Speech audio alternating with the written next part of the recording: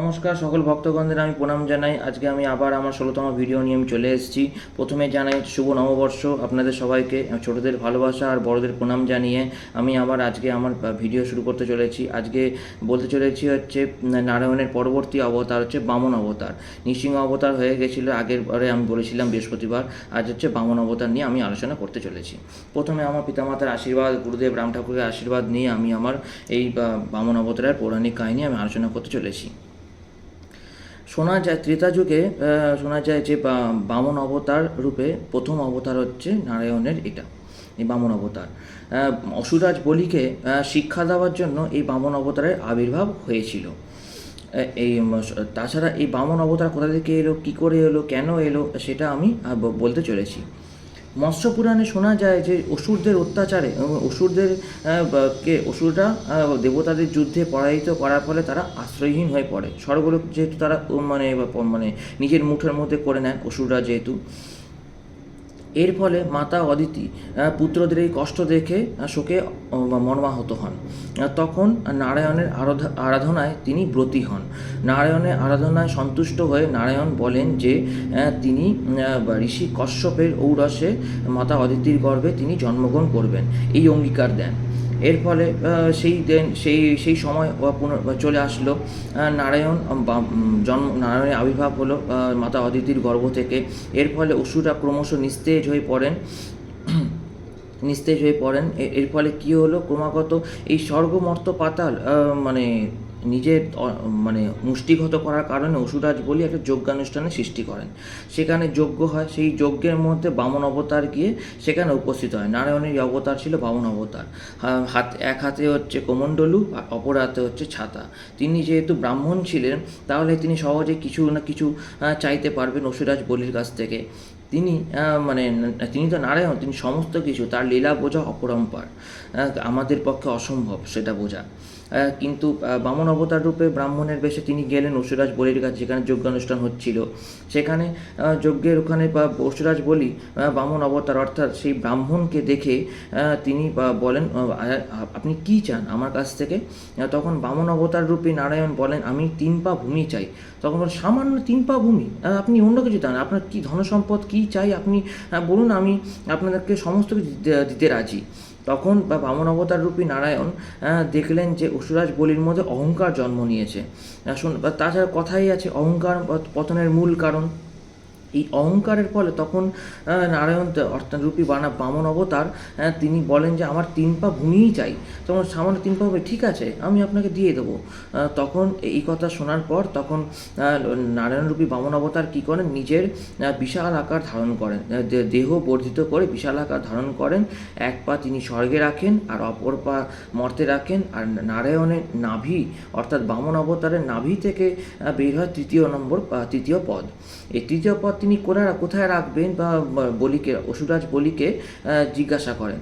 তখন অসুরাজ বলি বলেন, নারায়ণ আপনি আমার মস্তকে রাখুন, অর্থাৎ আপনি আমার মাথায় রাখুন আপনার তৃতীয় পদ।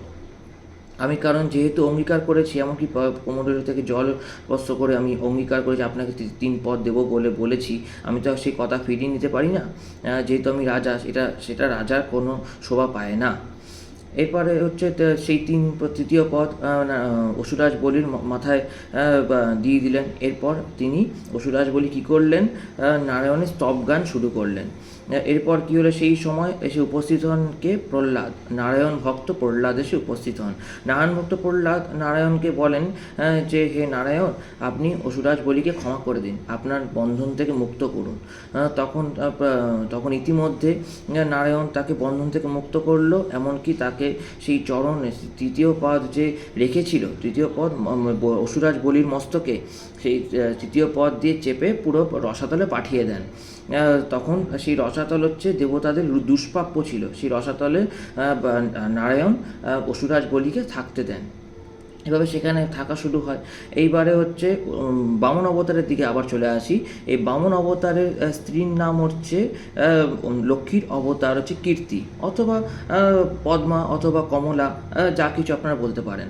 আর পুত্রের নাম হচ্ছে বৃহৎশ্লোক। শোনা যায় যে ঋষি কশ্যপ আর মাতা অদিতির কনিষ্ঠ পুত্র ছিল এই বামন অবতার, নারায়ণের বামন অবতার। আর যতটা আমি জানি ততটা আমি আপনাদের কাছে বলতে পেরেছি। আমার যদি কোনো ভুল বা ত্রুটি বিচ্যুতি হয়ে থাকলে আপনারা আমাকে ক্ষমা করে দেবেন। আর আমার পৌরাণিক কাহিনী একের পর এক আপনারা শুনতে থাকুন। আমার ইউটিউবের নাম তো আমি আপনাকে আগেই বলে দিয়েছিলাম যে আমার ইউটিউবের চ্যানেলের নাম হচ্ছে চলো সবাই ধর্মের দিকে এগিয়ে যাই। আর খুঁজে না পেলে আপনারা দেখবেন যে আমার ছবি দেওয়া আছে ত্রিদেবের, ব্রহ্মা বিষ্ণু মহেশ্বর। এবারে আমি আমার ভিডিও বন্ধ করার আগে আমি কী করতে চলেছি আজকে। আমার প্রথমে হচ্ছে আমার মাতা পিতার আশীর্বাদ এবং আমার গুরুদেবের আশীর্বাদ নিয়ে আজকে লক্ষ্মীবার যেহেতু নারায়ণের প্রণাম মন্ত্র তো বলতে হবে, তারপরে পত্নীর নাম বলতে হবে।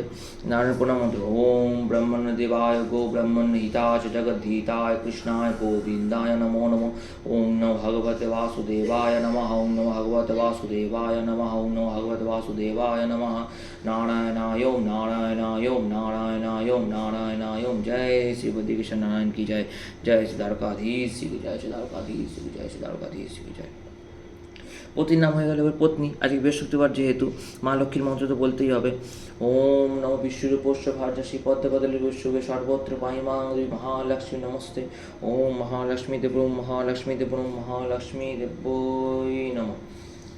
জয় মাতা লক্ষ্মী দেবী। হে শ্রী নারায়ণ, আমাকে তুমি আশীর্বাদ করো, আশীর্বাদ করো, সবার মঙ্গল করো। আমি সবার কাছে প্রার্থনা করি সবার স্বাস্থ্য বা এমনকি আপনাদের সবাইদের পরিবারে সবার যেন শরীর যেন সম্পূর্ণ সুস্থ থাকে, ভালো থাকে। আপনারা ভালো থাকুন, সবাইকে ভালো রাখুন। আর আপনারা তো আমি চাই আপনারা সবাই সুস্থ থাকুন, ভালো থাকুন, আর কিচ্ছু না। এই বলে আমি আমার এই ভিডিও আমি বন্ধ করে চলেছি। আজকে আমার এই পৌরাণিক কাহিনী বলা এখানেই শেষ হলো।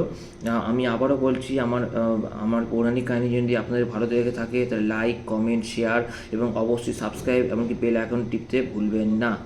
আজকে নমস্কার।